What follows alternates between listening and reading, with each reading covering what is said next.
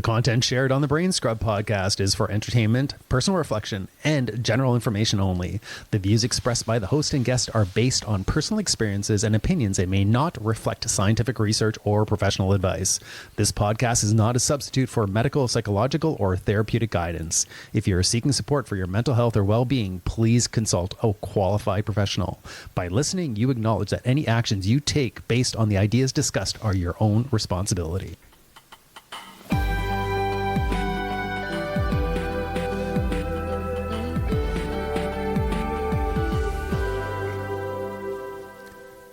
Hello, welcome to the Brain Scrub. My name's Glenn Swallers. I'm your host. Thanks for tuning in to today's episode. It's been a while since I recorded, and I'll let you know why that is.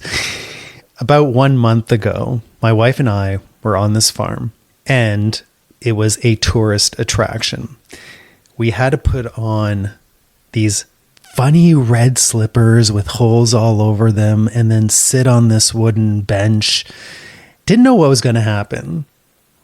All of a sudden, we see at least 100 ducklings come across this grassy knoll running towards us as this man starts throwing food on our lap, and the ducks start jumping on us, eating the food, going into our crotch, going to every crevice they can to get the food out as this person keeps on throwing duck food at us while he's saying, attack, attack, attack.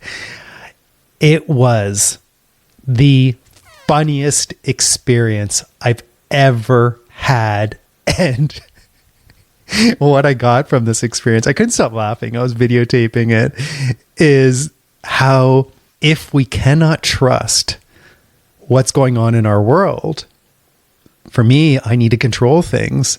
So at least I have some sense of predictability about things. And I learned that a long time ago, that in order for me to be safe, I better predict so I can control so that things go well. And this was one moment where I just had to trust that everything was going to be fine. And I think that's why it was hilarious for me. Is just these ducks attacking me constantly. Every time I think about it, it puts a smile on my face. Folks, I was in Vietnam with my wife for just over 3 weeks. And we've traveled a lot of different parts of the world. And this, for me, culturally was such an outstanding trip. Not only because of the beauty of the landscapes, but the beauty of the people. And how, despite the chaos in major cities like Ho Chi Minh and Hanoi, there is this quietness, this respect, this care, this consideration of others that prevailed throughout our trip. And it was so touching to experience all this in this marvelous country. I can't say enough about it. Mexico City to me is very similar, but Vietnam was even more so caring. Like, just, we didn't see conflict going on. And what I've discovered on this trip was I learned a lot more about the history of Vietnam, how their people have always been fought against because of their beliefs, their government system of communism. This system works. This system, to me, is based on a level of trust. And if you trust what's going on around you and that people have your best interests in mind, there is really no need to control everything, because you just go with the flow. You're there. You're there with your family. You're taking care of things. You're taking care of others, because you don't have to worry inside that something is going to get you. Where I believe in North America, we have that fear that there's this enemy out there. And interestingly enough, the Vietnamese people have dealt with that. These enemies come and attack them, yet they're so friendly. We didn't run into any bad experience there at all. And I just found that fascinating. And in retrospect, when I think about it, it is about not having to control things, just trusting that you are going to be okay. As an example, this is what I heard. Ho Chi Minh City has so many mopeds. In fact, Vietnam has 100 million people, and somebody said there's 75 million mopeds in Vietnam, all trying to get to the front of a traffic light. so they can be the first ones to leave. And I think there's other reasons for that, but it's become a norm that when you're on a moped, you will weave in and out of traffic. You'll have many things on your moped. You could have like many eggs or kids or whatever. It's amazing what we saw being carried on a moped and how they weave in and out of traffic. But nobody gets hit. People respect each other. They honk their horn once in a while to let people know that they're there, but it works. And also, crossing the street is not an easy thing to do. As a Canadian nice guy, trying to cross the street in Vietnam is not a good experience because we're so polite and considerate. And therefore, we wait for there to be a gap in the road and we'll cross really slowly, or we'll stop and run away and run back because it's dangerous. We can't go there. But that's not how things operate in Vietnam. One is supposed to just walk across the street. They say, pretend you're a rock in a river. Nothing's going to hit you. The water's going to go around you. And in fact, it does.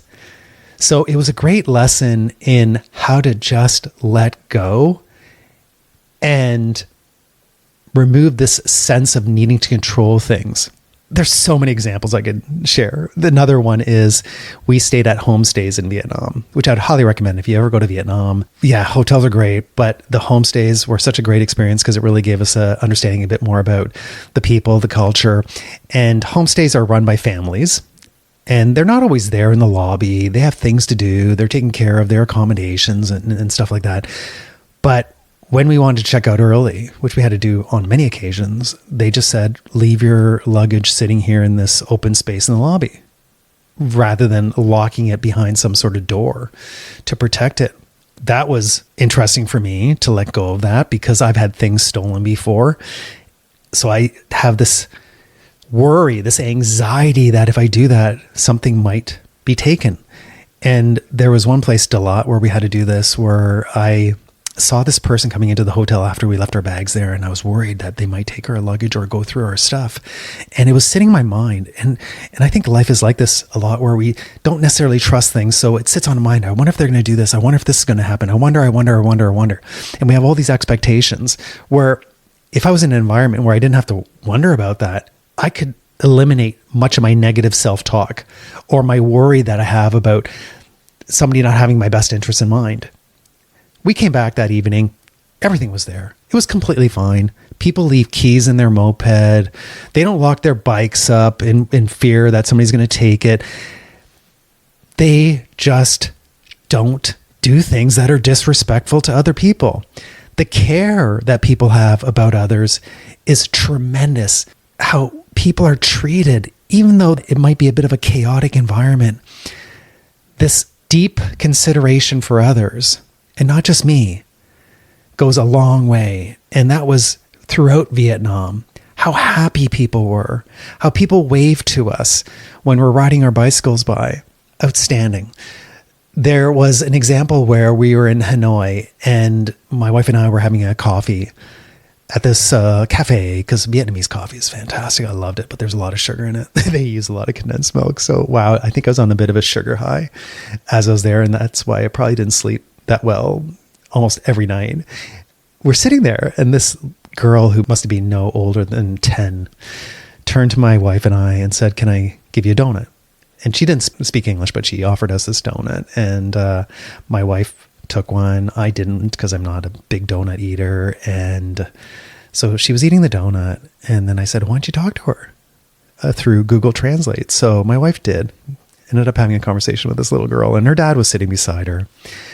And what came through in the conversation was she wanted to give us the donut because she's very proud of the fact that that's her favorite dessert in Vietnam, and she wants us to experience it.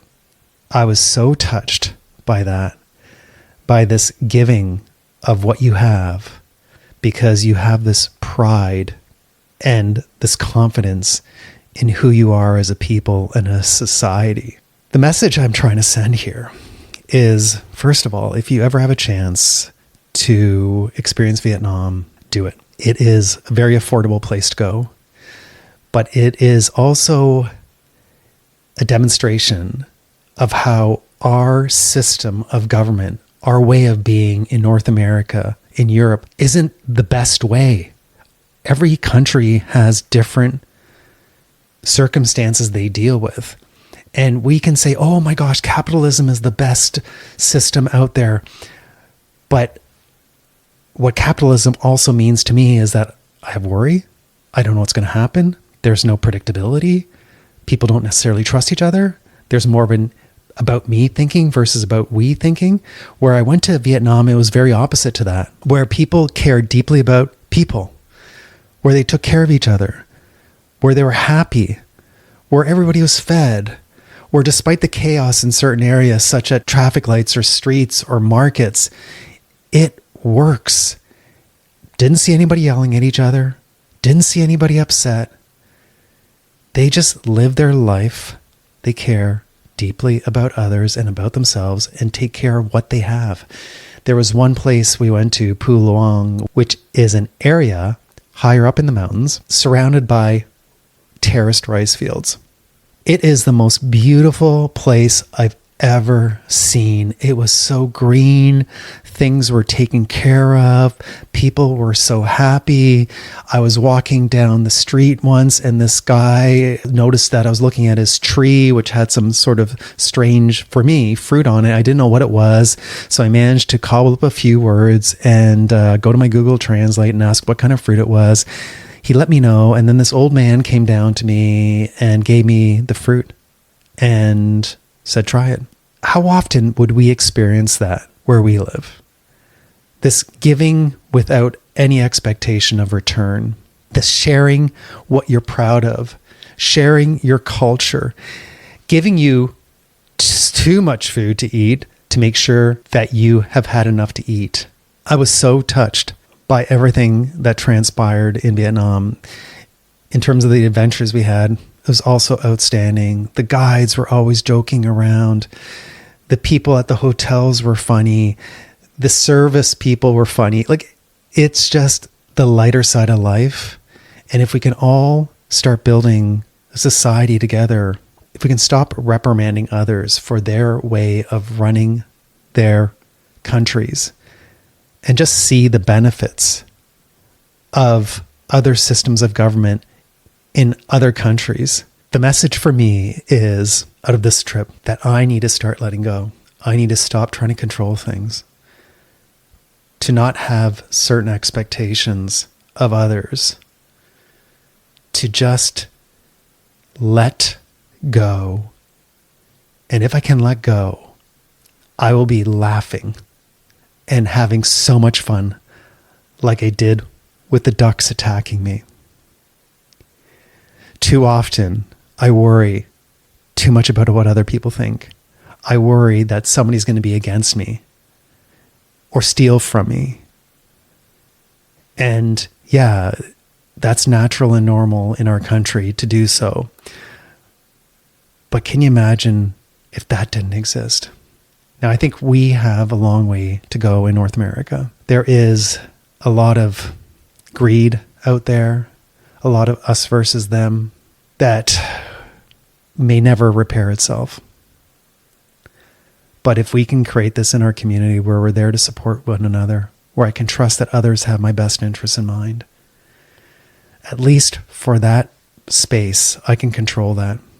But it means letting people in, asking for help, being there for them, enjoying their presence, accepting them for who they are. That helps build happier and more content people.